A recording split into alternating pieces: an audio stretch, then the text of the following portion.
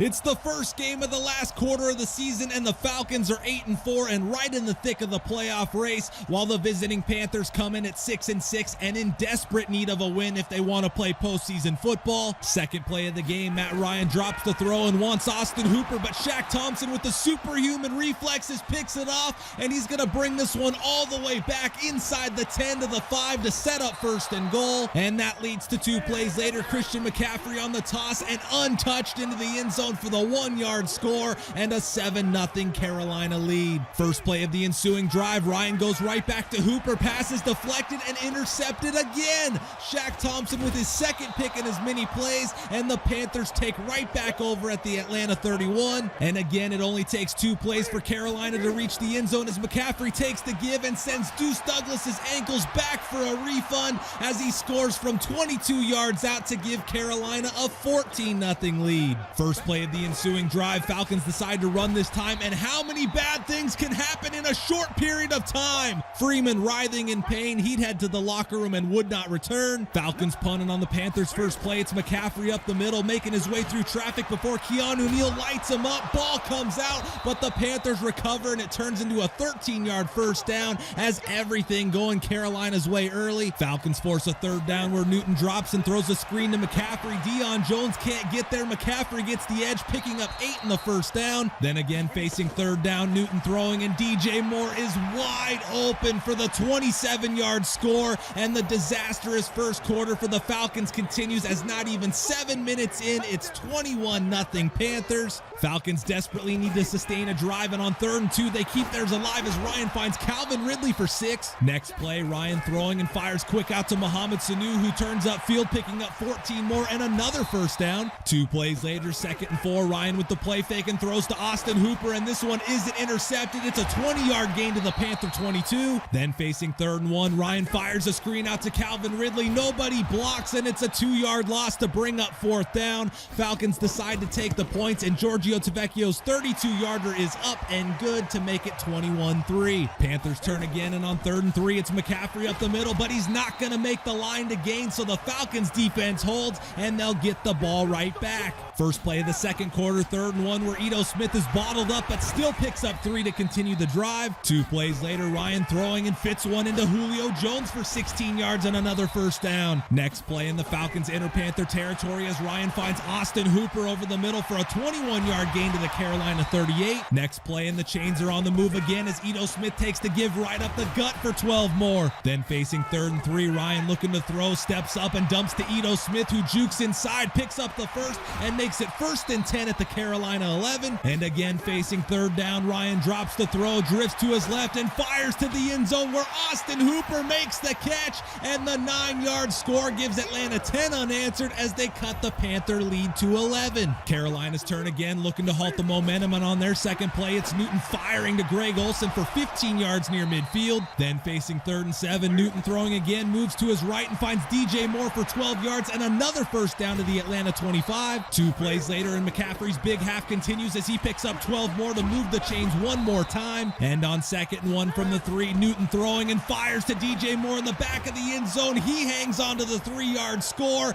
and the Panthers answer right back with a touchdown of their own to push their lead to 28-10. Falcons looking for points before half, and on their first play, Ryan looking to throw, maneuvering the pocket, and somehow gets away as he slides down, picking up 12 and a first down. Then on the next play, Ryan with the play fake and looking to throw, where there's no escape this time as Brian Burns unloads on him for the sack. So facing 2nd and 22, it's Ryan throwing again and fires to Mohamed Sanu, who makes the catch and gets away, picking up 27 into Carolina territory. And out of the 2-minute warning, it's 26 more as Ryan finds Julio Jones wide open, and 53 yards on the last 2 plays has Atlanta inside the Panther 20. 2 plays later, clock running down, Panthers bring the blitz. Ryan reads it and fires to Austin Hooper, who's wide open for the 15-yard score, and from 21-0, it's now 28-17 as we head into the break. Panthers get the ball first to start the second half, and on 3rd and 3, Newton fakes the give but won't get enough to convert, forcing a Panthers punt. So Falcons turn, and facing 2nd and 8, Ryan looks to throw, moves to his left and fires to Julio Jones just shy of the marker,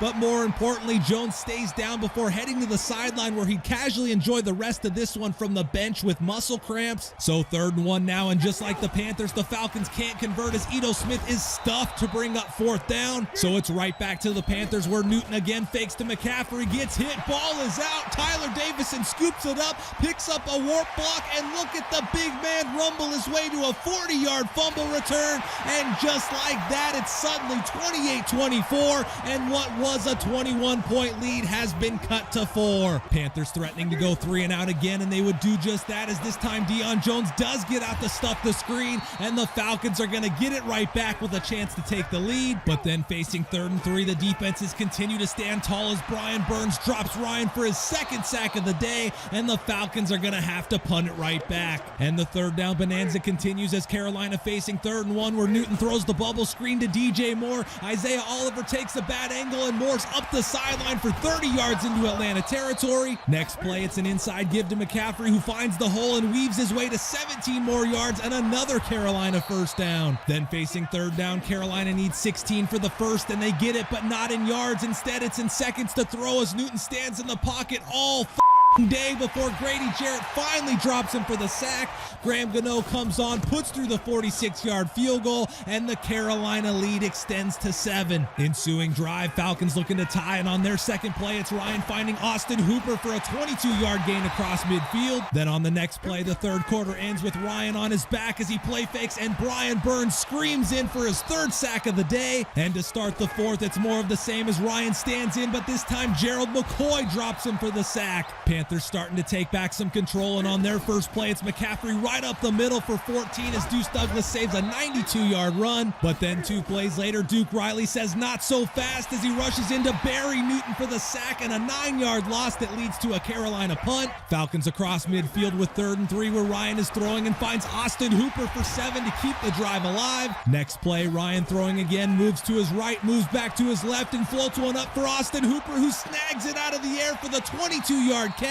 2 plays later, and it's Ito Smith on the shotgun counter, picking up 12 yards just inside the 5 to make it 1st and goal. And that would lead to 2 plays later, Ryan throwing good protection and fires into Austin Hooper for his 3rd touchdown of the game. And with 8:34 to go, we are tied. Ensuing drive, Newton looking to throw, standing in before deciding to take off. He breaks a tackle near the marker, but Devondre Campbell wraps him up before he can get the first, and the Falcons defense forces a 3 and out, and they'll get it right back. Falcons turn and facing 3rd down. Ryan looks to throw, flustered in the pocket, and eventually just chucks it out of bounds. Receiver clearly in the area, but Madden doesn't understand the rules and calls intentional grounding. So back to Carolina, and on their first play, it's Newton to Moore on the bubble screen, who again gets the edge, picking up 10 and a 1st down. Then on the following play, Newton fires a laser to Curtis Samuel, who makes the catch in stride for 46 yards to set up 1st and goal. And on the very next play, it's Christian McCaffrey up the middle and into the end zone from 6 yards out, and with 4:54 to go, the Panthers are back out in front. First play for the Falcons, Ryan throwing, stands in and fires over the middle to Mohamed Sanu for 25 yards just across midfield to start the drive. 2 plays later, the give goes to Ito Smith, who picks up 11 more and another Falcon 1st down. 2 plays later again, and it's more the same as Ito Smith picks up 10 this time to move the chains again. Then facing 3rd and 10, Ryan looking to throw and finds Austin Hooper in the middle, but he can't get forward for the first,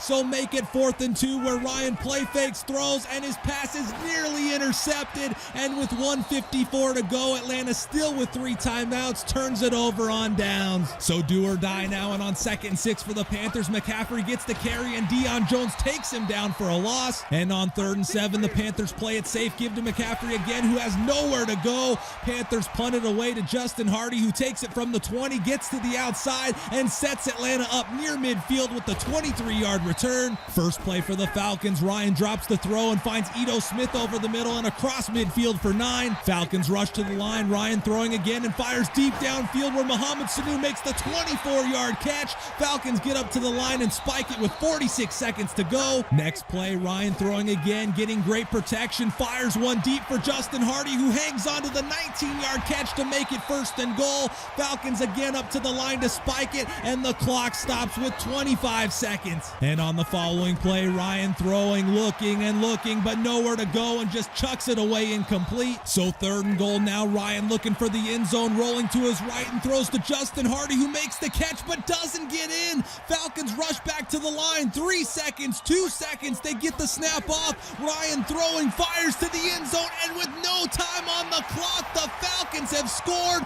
and are an extra point away from tying this game. Falcons think long and hard about going for 2, but instead it's Giorgio Tavecchio to kick the extra point. Ron Rivera ices him, but the kick is up and good. And for the 2nd week in a row, we're headed to overtime. Panthers win the toss and will get the ball first. First play of overtime, and Christian McCaffrey is stuffed for a loss of 3. Next play, Cam Newton looking to throw, fires quick, but Desmond Trufant is there to knock it away incomplete. So 3rd and 13 now. Newton again throwing, but takes off, scrambling up the middle and slides down well shy of the marker, and the Falcon defense does their job. And now it's on the Falcon offense, where on their first play, Ryan play fakes, moves to his left, and is dropped for a sack and a loss of 5. Next play, Ryan out of the gun, looking to throw again, loads up and floats one deep to Mohamed Sanu, and just like that, the Falcons find themselves with 1st and 10 at midfield after the 35-yard catch. 3 plays later, 3rd and 8, Falcons need a first. Ryan fires towards the sideline, and it's Mr. Overtime Mohamed Sanu with the 18-yard catch, and the Falcons are in field goal range. 3rd and 11 this time, Ryan throwing and just dumped short to Ito Smith for 4 yards, so it's going to be a 45-yard field goal. Ron Rivera again ices Giorgio Tavecchio, who missed the game-winning kick last week, but this week it's sweet redemption, and the kick is good. And the Atlanta Falcons match their greatest comeback in team history as they rally from 21 points down to devastate the Carolina Panthers, who desperately needed a win to improve their playoff chances, but now fall to 6-7. Meanwhile, the Falcons move to 9-4 and maintain their stranglehold of the NFC South as they move to 5-0 in the division and will head on the road next week to take on the 49ers. Well, holy shit. How's that for back-to-back games? Another wild ride, another wild win as we come back from 21-0 down after an absolutely horrendous start and once again win in overtime. That was another fun game, and these last 2 games have definitely been the most fun that I've had with Madden 20 this year, and I have to say that I am actually enjoying myself. But moving into the team stuff, we're going to start with Keanu Neal's breakout scenario, which was not accomplished. We held the Panthers to 117 yards passing, so we were close there, but Keanu Neal had 10 tackles and a forced fumble, and that was it, so he didn't come close to any of his goals there. We also suffered a major injury with Devontae Freeman going down with a torn bicep, which will put him out for 11 weeks and the rest of the season, as he's going to be going on injured reserve. So a really tough blow there, which will leave Ito Smith, Brian Hill, and Quadri Allison to carry the load. And with Freeman going on injured reserve, it opens up a roster spot, so a corresponding roster move was made, and that move was plucking Keon Crossan from the Patriots practice squad. Crossan is a 68 overall cornerback with 95 speed and could very well be in the mix for a roster spot next season. But moving into the regular team stuff, we had another pair of defenders added to the draft board this week with Reuben Hamlin, a middle linebacker out of Oklahoma State, and then Eli Holmes, a strong safety out of Pittsburgh, and both prospects are second-round projections but third-round true talents. Moving on to negotiations, we started with running back Brian Hill, who we actually re-signed, and he's not a special player, but is good depth and very cheap as well, which means there's really no reason not to sign him. Our other negotiation this week was Bleedy Ray Wilson, who we withdrew negotiations with as he's just not much of a factor currently and doesn't appear to be part of our future plans either, so an easy decision to cut ties there. And then lastly, for the team stuff, we had 6 players to upgrade this week, starting with Keanu Neal, who receives +1 upgrades to his acceleration, awareness, tackle, and zone coverage. Then we had another DB in cornerback Marcus Trufant, who reaches a 90 overall and goes up +1 in acceleration, play rec, and tackle, as well as +2 in man coverage. Following him was linebacker Duke Riley, who reaches a 70 overall by receiving upgrades to 2 attributes as he goes up 2 on block shedding and up 4 on play rec. Next up is left end John Kaminsky, and we used his skill point to upgrade his run stopper archetype, which resulted in +2 to his awareness and +1s to his block shedding, strength, and tackle. Center Wes Schweitzer was next and saw 4 attribute upgrades as he stays at a 65 95 overall, but sees a 1-point increase to his awareness, pass block power, and run block power, and then a 2-point increase to his run block rating. And then lastly, we had right tackle Ty Sambrailo, who stays at a 64 overall and sees a +1 boost to his run block and a +2 upgrade to his run block finesse. And with the team stuff covered, it's around the league we go, where week 14 kicked off with the Cowboys winning 20-10 over the Bears. Moving to Sunday, the Colts shut out the Bucs 35-0. Jets hammered the Dolphins 42-17. Saints, Lions, Broncos, and Ravens all pick up one-score wins. Bengals win their huge game over the Browns. Packers win by a field goal over Washington. Jaguars, Steelers, and Raiders all with 7-point wins. Chiefs avenge their AFC Championship loss, beating the Patriots 30-24 in overtime. Then in the primetime division matchups, it was the Seahawks and Eagles coming away with wins over the Rams and Giants. Instead of standings from here on out, it's going to be the playoff picture, where on the AFC side, the Ravens and Chiefs, who have clinched the West, are tied atop the AFC, both with 10-3 records.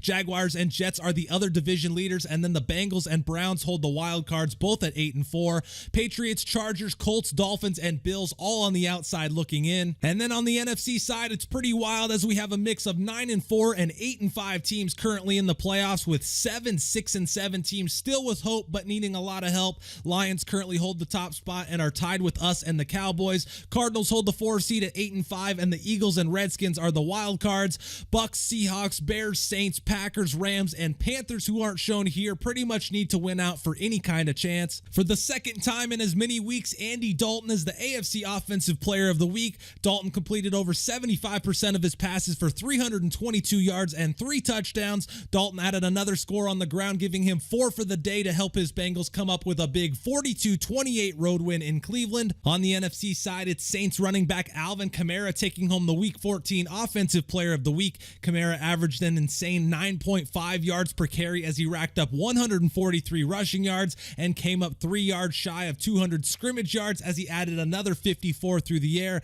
The Tennessee product also reached the end zone 3 times to help his Saints to a 35-31 win over our next opponent in the 49ers. On the defensive side, Jabal Sheard of the Colts is the Week 14 AFC Player of the Week. The former Browns second rounder didn't put up a crazy stat line, only tallying 3 tackles, but he matched that total in sacks and was part of a dominant defensive performance as his Colts shut out the Buccaneers 35-0. Then wrapping up with the NFC Defensive Player of the Week, it was another former Browns draft pick, as Giants safety Jabril Peppers takes it home. Peppers was in on 12 tackles from his safety position and also picked up a sack and interception in the process of being hammered 38-10 by the Eagles on Monday night. Moving on to the league leaders, our own Matt Ryan is closing in on 4,000 passing yards and leads the way there. Andrew Luck added another 4 scores through the air, pushing his league leading total to 33, and Dak Prescott once again takes the passer rating lead with a 129.6 rating. The rushing leaders are once again the same, with Zeke Elliott leading the way in rushing yards with 1,444.